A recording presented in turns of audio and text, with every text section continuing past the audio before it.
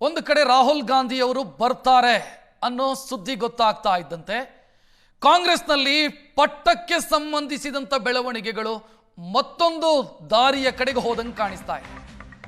ದೀಪಾವಳಿ ಮುಗಿತಾ ಇದ್ದಂತೆ ಪಟ್ಟದ ಪಟಾಕಿ ಮುನ್ನೆಲೆಗೆ ಬರ್ತಾ ಇದೆ. ಶಿಷ್ಯನಿಗೆ ಪಟ್ಟ ಕಟ್ಟೋದಕ್ಕೆ ಮುಖ್ಯಮಂತ್ರಿ ಸಿದ್ದರಾಮಯ್ಯ ಮುಂದಾದ್ರ ಅನ್ನುವಂಥ ಪ್ರಶ್ನೆ. ಪುತ್ರನ ಮೂಲಕವೇ ರಣತಂತ್ರ ರೂಪಿಸಿದ್ದಾರ ಮುಖ್ಯಮಂತ್ರಿ. ಯತೀಂದ್ರ ಅವರು ಮಾತನಾಡಿರೋದು ಸದ್ಯ ಹಾಟ್ ಟಾಪಿಕ್ ರಾಜಕಾರಣದಲ್ಲಿ. ನನ್ನ ತಂದೆ ರಾಜಕೀಯ ಜೀವನದ ಕೊನೆಯ ಘಟ್ಟದಲ್ಲಿದ್ದಾರೆ. ಸಿದ್ದರಾಮಯ್ಯ ನಂತರ ಆಸ್ಥಾನ ಸತೀಶ್ ಜಾರಕಿಹೊಳಿ ಅವರಿಗೆ ಸಿಗಬೇಕು ಅಂತ ಅವರು ಮಾತನಾಡಿರುವಂತ ಮಾತು ಸದ್ಯ ಸಂಚಲನಕ್ಕೆ ಕಾರಣ ಆಗ್ತಾ ಇದೆ. ಅಂದ್ರೆ ಸಿದ್ದರಾಮಯ್ಯಗೆ ಆಲ್ಟರ್ನೇಟಿವ್ ಲೀಡರ್ಶಿಪ್ ಅಂತಂದ್ರೆ ಅದು ಜಾರಕಿಹೊಳಿ ಅನ್ನೋ ರೀತಿಯಲ್ಲಿ ಮಾತನಾಡಿದ್ದಾರೆ. ಅವರ ವೈಚಾರಿಕ ಸ್ಪಷ್ಟತೆ,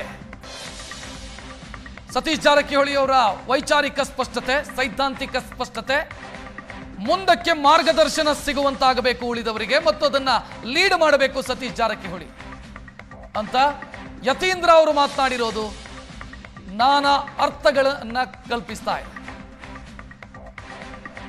ಸಿದ್ದರಾಮಯ್ಯ ಅವರ ಉತ್ತರಾಧಿಕಾರಿ ಸತೀಶ್ ಜಾರಕಿಹೊಳಿ ಆಗಬೇಕು ಅನ್ನುವಂಥ ಇಂಗಿತ, ಆ ಮೂಲಕ ಬದಲಾವಣೆ ಖಚಿತ ಅಂತಾದ್ರೆ ಆ ಬದಲಾವಣೆಯ ಫಲಾನುಭವಿ ಸತೀಶ್ ಜಾರಕಿಹೊಳಿ ಆಗಬೇಕು ಅಂತ ಯತೀಂದ್ರ ಅವರು ಮಾತನಾಡ್ದಂಗೆ ಕಾಣಿಸ್ತಾ ಇದೆ.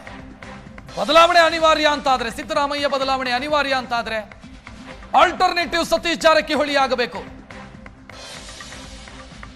ಅದರ ಫಲಾನುಭವಿ ಸತೀಶ್ ಜಾರಕಿಹೊಳಿ ಆಗಬೇಕು. ಯಾಕಂತಂದ್ರೆ ಅವರ ವೈಚಾರಿಕ ಸ್ಪಷ್ಟತೆ, ಸೈದ್ಧಾಂತಿಕ ಸ್ಪಷ್ಟತೆ ಪಕ್ಷಕ್ಕೆ ಅಗತ್ಯ ಇದೆ ಅಂತ ಯತೀಂದ್ರ ಸಿದ್ದರಾಮಯ್ಯ ಮಾತನಾಡಿದ.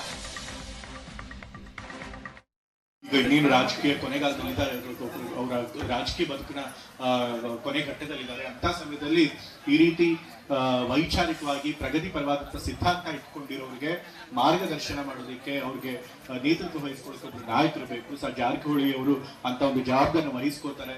ಕಾಂಗ್ರೆಸ್ ಪಕ್ಷದ ಸಿದ್ಧಾಂತ ನಂಬಿಕೆ ಇಟ್ಕೊಂಡಿರುವಂಥ ಎಲ್ಲ ರಾಜಕಾರಣಿಗಳಿಗೆ, ಯುವ ನಾಯಕರಿಗೆ ಅವ್ರ ಮಾದರಿಯಾಗಿ ನಮ್ಮ ಮುನ್ನಡೆಸ್ತಾರೆ ಅನ್ನೋ ಒಂದು ನಂಬಿಕೆ ನನಗಿದೆ.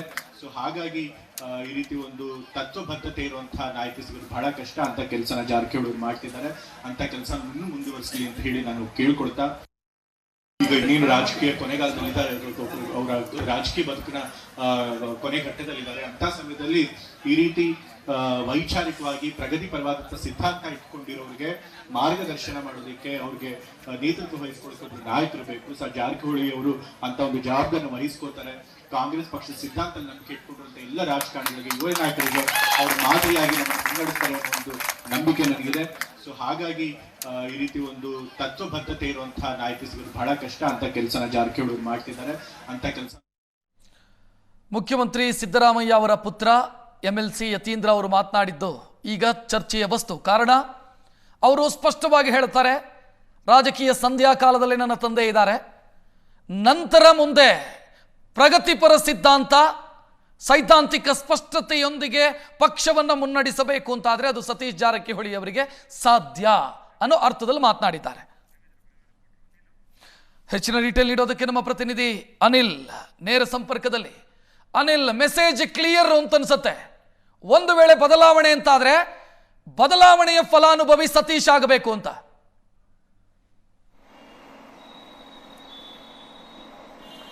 ಹೌದು ರಕ್ಷತ್, ರಾಜ್ಯ ಕಾಂಗ್ರೆಸ್ನಲ್ಲಿ ನವೆಂಬರ್ನಲ್ಲಿ ನಾಯಕತ್ವ ಬದಲಾವಣೆ ಚರ್ಚೆ ತಾರಕಕ್ಕೇರ್ತಿರುವಂಥದ್ದು. ಒಂದು ಕಡೆ DK ಶಿವಕುಮಾರ್ ಅವರು ಮುಖ್ಯಮಂತ್ರಿ ಆಗಬೇಕು ಅಂತೇಳಿ ಕೂಡ ಈಗ ಹಠಕ್ಕೆ ಬಿದ್ದಿರುವಂಥದ್ದು. DKC ಬಣದ ನಾಯಕರು ಕೂಡ ಅದೇ ರೀತಿಯ ಹೇಳಿಕೆಯನ್ನು ನೀಡ್ತಿರುವಂಥದ್ದು. DKC CM ಆಗಬೇಕು ಅಂತೇಳಿ ಜಪವನ್ನು ಮಾಡ್ತಿರುವಂಥದ್ದು. ಹೀಗಾಗಿ DKC ಬಣಕ್ಕೆ ನಿನ್ನೆ ಅಷ್ಟೇ ಸಿದ್ದರಾಮಯ್ಯ ಬಣ ಕೂಡ ಕೌಂಟರ್ ಕೊಟ್ಟಿರುವಂಥದ್ದು. ಅವರು ಸಿದ್ದರಾಮಯ್ಯನವರ ಪುತ್ರ ಪರಿಷತ್ ಸದಸ್ಯ ಡಾಕ್ಟರ್ ಯತೀಂದ್ರ ಅವರು ನಿನ್ನೆ ಬೆಳಗಾವಿಯ ಪ್ರವಾಸದಲ್ಲಿದ್ದರು. ಬೆಳಗಾವಿ ಜಿಲ್ಲೆಯ ರಾಯಬಾಗ್ ತಾಲೂಕಿನ ಕಪ್ಪಲಗುದ್ದಿ ಗ್ರಾಮದಲ್ಲಿ ನಡೆದಂತಹ ಕನಕದಾಸ ಜಯಂತಿಯಲ್ಲಿ ಈ ಒಂದು ಹೇಳಿಕೆಯನ್ನು ನೀಡಿರುವಂಥದ್ದು.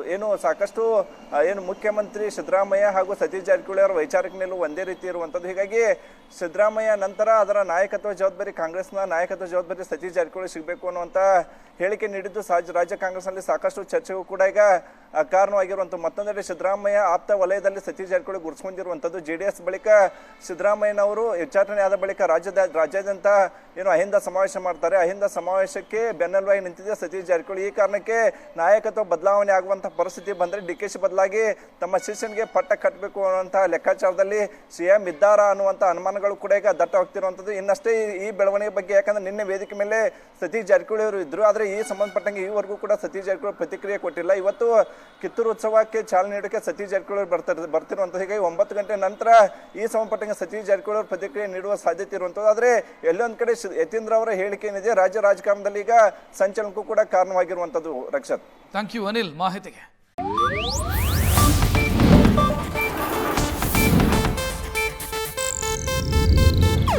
ಇದು ಏಷ್ಯಾನೆಟ್ ನ್ಯೂಸ್ ನೆಟ್ವರ್ಕ್ ಪ್ರಸ್ತುತಿ.